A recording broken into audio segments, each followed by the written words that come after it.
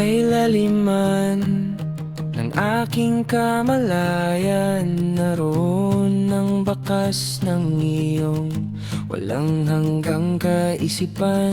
Hindi sapat ang mga titik upang ilarawan ang lawak ng iyong habag, na sa akin ay bumabalot sa bawat sandali ng kawalan.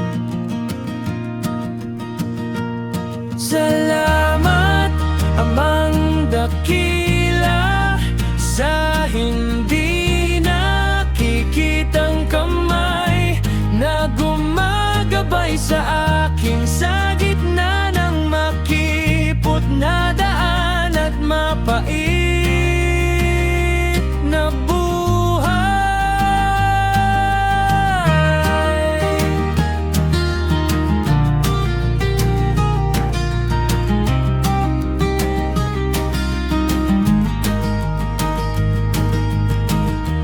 Iyong inubog ang aking pagkatao sa apoy ng karanasan,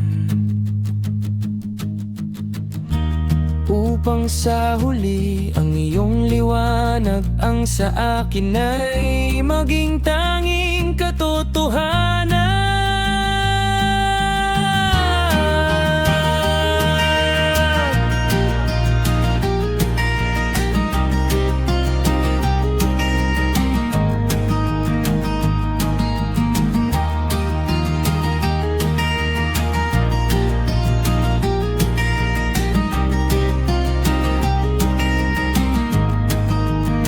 Sa iyong dakilang katahimikan, matatagpuan ang lahat ng sagot.